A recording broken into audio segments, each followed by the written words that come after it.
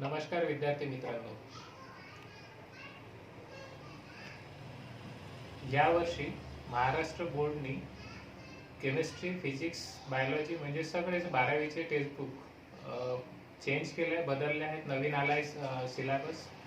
आता ह्या नवीन सिलेबसमध्ये मी वाचत असताना एक गोष्ट ऑब्झर्व केली की फक्त एकच नवीन युनिट ऍड केलाय, तो म्हणजे ग्रीन केमिस्ट्री. बाकी जेवढाही मॅक्सिमम सिलेबस आहे तो तोच आहे, जुना जो होता तो.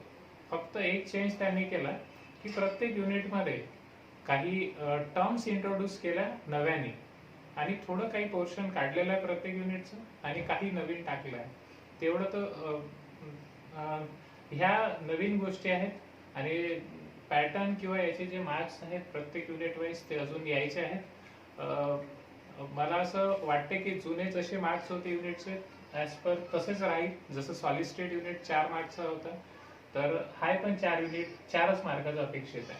आता 12वीच्या सिलेबस मधला पहिला युनिट आपण सुरू करणार आहे, म्हणजे त्याचा आज इंट्रोडक्शन आणि थोडं शिकवणार आहे त्याच्याबद्दल. आपण 11वीत शिकलो की chemistry is study of matter. Matter generally exist in 3 states. Some matter exists in solid state, some matter exists in liquid state, some matter exists in gaseous state. Liquid आणि गॅसियस स्टेट हा 11वीत portion झालाय आपला. त्याच्या आपण properties पाहिल्या, kinetic theory of gases पाहिल्या, त्यानंतर surface tension, vapour pressure वगैरे पाहिलं. आता आपण 12वीत फक्त एकच स्टेट शिकणार आहे सॉलिड याची मॅटरची, ते म्हणजे सॉलिड स्टेट. आता सुरुवातीला सॉलिड म्हणजे काय, सॉलिड कोणाला म्हणायचं आणि सॉलिड म्हणत असताना त्याला काय कॅरेक्टरिस्टिक प्रॉपर्टी आहे ते मी समजावून सांगायचा पहिले प्रयत्न करतो. सगळ्यात पहिले सॉलिड कोणाला म्हणायचं, ज्याला फिक्स कंपोजिशन आहे. फिक्स कंपोजिशन आहे म्हणजे काय, फिक्स मास आहे, फिक्स शेप आहे आणि फिक्स व्हॉल्यूम आहे. पहिला पॉइंट. दुसरी गोष्ट, generally solid are hard and brittle. इथं जनरली हा वर्ड यूज केलाय, याचा अर्थ असा की सगळेच सॉलिड हे हार्ड आणि ब्रिटल नाहीये, त्यातले काही सॉलिड जे असेल ते एक्सेप्शन असेल, म्हणून इथे जनरली यूज केलाय. त्यानंतर तिसरा point, generally solid have sharp melting point. इथे पण जनरली हा टर्म यूज केलाय. सॉलिडला शार्प मेल्टिंग पॉइंट असते, म्हणजे solid have definite melting point. काही सॉलिड असेही मिळणार की ज्याचं शार्प मेल्टिंग पॉइंट नाही राहत, ते एक पर्टिक्युलर रिजन मध्येच मेल्ट होतात, म्हणजे स्लोली मेल्ट होतात. For example amorphous solid, rubber वगैरे. पण मॅक्सिमम सॉलिड जे आहे त्यांना शार्प मेल्टिंग पॉइंट असते. त्याच्यानंतर चौथा point, solid have strong intermolecular और inter particle force of attraction. हे एक नवीन टर्म आहे जे यावर्षी बोर्डच्या पुस्तकात आले आहे. याच्या आधी आपण याला इंटरमॉलिक्युलर फोर्स म्हणायचो 11वीत. आता आपल्याला नव्याने inter particle force of attraction म्हणायचं आहे. आणि हीच एक महत्वाची प्रॉपर्टी आहे जे सॉलिडला डिस्टिंग्विश करते लिक्विड आणि गॅस पासून. सॉलिड मध्ये अट्रॅक्शन फोर्स खूप स्ट्रॉंग असते, पण मॉलिक्यूल एकमेकांच्या कॉम्पॅक्टली पॅक्ट असतात, जवळ असतात. ठीक आहे. त्यानंतरचा point, in solid constituent particles vibrate about their mean position. In solid particles cannot be separated from each other due to strong force of attraction, but for exchange of energy they vibrate about their mean position. सगळ्यात last, solid particles have lowest thermal energy. म्हणजे सॉलिडचे particle कसे ओळखायचे की ज्याला सगळ्यात कमी thermal energy आहे, आणि थर्मल एनर्जी जर कमी असली तर ते मूव्ह होऊ शकणार नाही, म्हणून ते व्हायब्रेट होतात स्वतःच्या पोझिशन.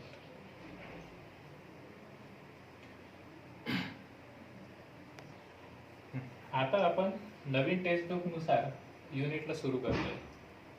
तर त्याच्यामध्ये पहिला पॉइंट दिला त्यांनी, क्लासिफिकेशन ऑफ सॉलिड. सॉलिडचं क्लासिफिकेशन. सॉलिडला क्लासिफाय केलं आहे पहिले तर on the basis of arrangement of particles. म्हणजेच आपल्याला माहित आहे की सॉलिड मधले सगळ्यात लहान जे कॉन्स्टिट्युएंट स्पेसिस असतात ते असतात particles. Particles may be atoms, ion और मॉलिक्युल्स. तर त्याची अरेंजमेंट कशी आहे, अरेंजमेंटच्या भरोशावर सॉलिडला क्लासिफाय केलंय. कारण एक खूप महत्वाची गोष्ट आहे की अरेंजमेंटवर सॉलिडच्या प्रॉपर्टीज डिपेंड असतात. ठीक आहे. असे सॉलिड ज्याच्यामध्ये पार्टिकलची अरेंजमेंट एकदम रेग्युलर आहे, रेग्युलर आहे, पिरियॉडिसिटी आहे अरेंजमेंट मध्ये, त्या सॉलिडला आपण क्रिस्टलाइन सॉलिड असं म्हणतो. एक्झाम्पल जर पाहतो म्हटलं आपण तर याच्यामध्ये मेटल्स येतात, काही सॉल्ट येतं, काही म्हणजे कोव्हलंट सबस्टन्स येतं, डायमंड, ग्राफाइट, आईस, हे काही एक्झाम्पल आहे क्रिस्टलाइन सॉलिडचे जे आपण पुढे डिटेलमध्ये पाहणार आहे. त्याच्यानंतर असे सॉलिड ज्याच्यामध्ये पार्टिकल्स रेग्युलरली अरेंज नाही, रेग्युलरच्या उलट होते की ते रॅन्डमली अरेंज असतात. असे जे सॉलिड असतात ज्याच्यामध्ये पार्टिकल रॅन्डमली अरेंज आहे त्याला म्हणतो आपण ॲमॉर्फस सॉलिड. आता ॲमॉर्फस सॉलिडचे काही एक्झाम्पल आहे, जसं रबर आहे, ग्लास आहे, they are amorphous solid. This is first classification of solid on the basis of arrangement of particle. Now we are going to see characteristics properties of crystalline solid and characteristics properties of amorphous solid, then characteristics of crystalline solid. crystalline solid ला काय characteristic properties असतात त्या खालीलप्रमाणे आहेत. सगळ्यात पहिला point, आपल्याला माहिती आहे क्रिस्टलाइन सॉलिड मध्ये कॉन्स्टिट्युएंट पार्टिकल जे असतात ते रेग्युलरली आणि पिरियॉडिकली अरेंज असतात. म्हणजेच अरेंजमेंट जे राहते एकदम सिस्टमॅटिक राहते, रिपीटिंग प्रकारे राहते. असे जे सॉलिड्स असतात त्याला आपण क्रिस्टलाइन सॉलिड म्हणतो. They have regularity and periodicity in arrangement of constituent particles. त्यानंतर second point, this periodicity and regularity is for long range. म्हणजे थ्रू आउट द क्रिस्टल, जर छोटा आपण छोटा क्रिस्टल जर कन्सिडर केलं याला, तर इथं जशी अरेंजमेंट आहे तशीच तिथे पण अरेंजमेंट पाहायला भेटते थ्रू आउट द क्रिस्टल, म्हणून याला म्हणतो आपण long range order. Then third point, they have sharp melting point. Crystalline solid have sharp melting point, definite melting point due to the similar particle arrangement. They have sharp melting point. For example, NaCl have fixed melting point that is 700 degrees Celsius. Then crystalline solid shows a specific property that is known as anisotropism. आता हे anisotropism असते काय? ठीक. आता anisotropism म्हणजेच different direction मध्ये physical प्रॉपर्टीचं measurement आणि त्याच्या व्हॅल्यूचं अनालिसिस. बरोबर, आपण काय घेतलं, एक क्रिस्टलाइन सॉलिड घेतला ज्याच्यामध्ये आपल्याला दिसून राहिलं की रेग्युलर अरेंजमेंट आहे, 2 पॉइंट आहे, एक डार्क पॉइंट आणि एक स्मॉल पॉइंट. जर मी एखादी फिजिकल प्रॉपर्टी ज्याचं नाव आहे रिफ्रॅक्टिव्ह इंडेक्स, रिफ्रॅक्टिव्ह इंडेक्स आहे, कंडक्टिव्हिटी आहे, अशा काही प्रॉपर्टीज आहेत ज्या फिजिकल प्रॉपर्टीज आहेत आणि त्यांना जरी मोजायचा प्रयत्न करतो या क्रिस्टलसाठी, सपोज आता काय होते, मी जर सपोज या डायरेक्शनने याला मोजतो रिफ्रॅक्टिव्ह इंडेक्स या क्रिस्टलसाठी, तर याची व्हॅल्यू जी असते ते काहीतरी येईल. इथं पहा हा फक्त एका पार्टिकलला इंटरसेक्ट होऊन राहिला म्हणून याची रिफ्रॅक्टिव्ह इंडेक्सची व्हॅल्यू पण जरा कमीच राहील.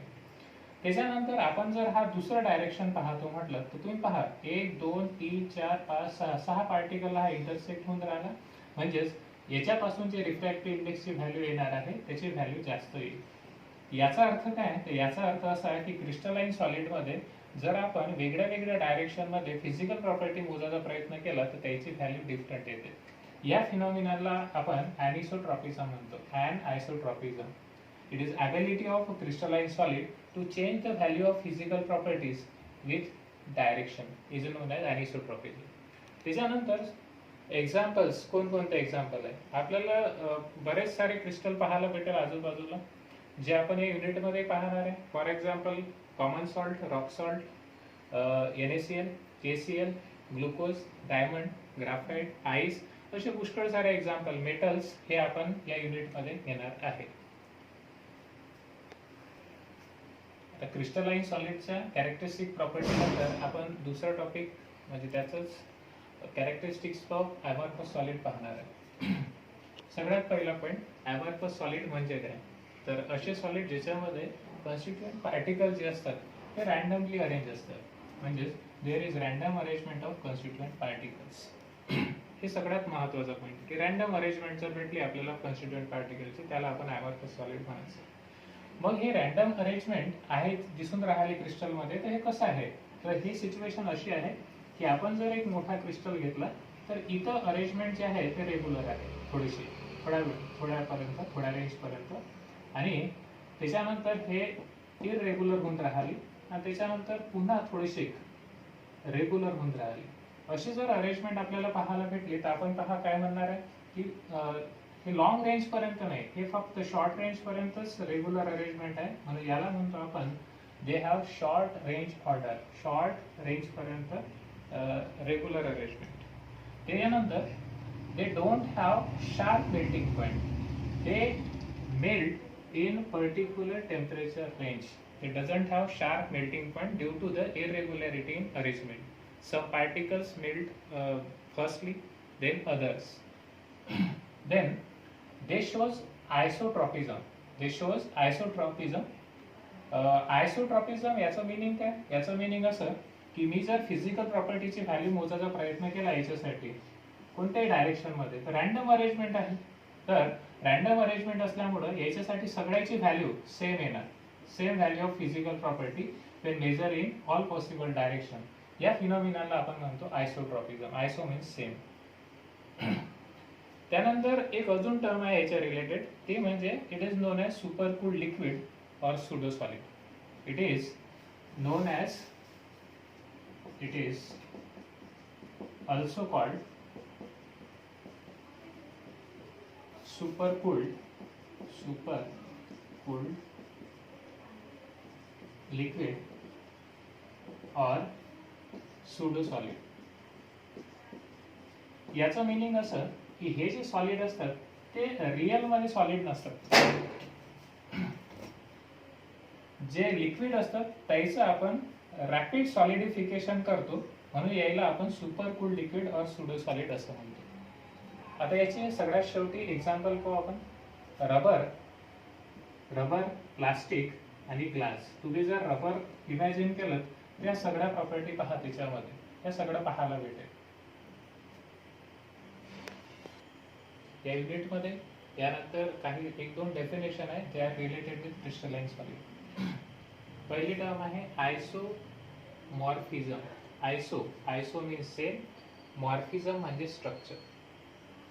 जेव्हा दोन किंवा दोनपेक्षा जास्त क्रिस्टलाइन सबस्टन्स ज्याचं क्रिस्टल स्ट्रक्चर सेम असते, दोघांचे क्रिस्टल स्ट्रक्चर सेम आहे, तर अशा दोन सबस्टन्सला आपण एकमेकाचे आयसोमॉर्फस असं म्हणतो आणि या फिनॉमिनलला आपण आयसोमेरिझम असं म्हणतो.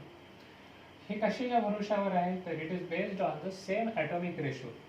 सेम ॲटॉमिक रेशो म्हणजे काय, तर इथं NaF कॅटायन किती आहे 1, anion किती आहे 1, इथं कॅटायन किती आहे 1, anion किती आहे 1, तर इथं रेशो पहा 1:1, इथे पण 1:1.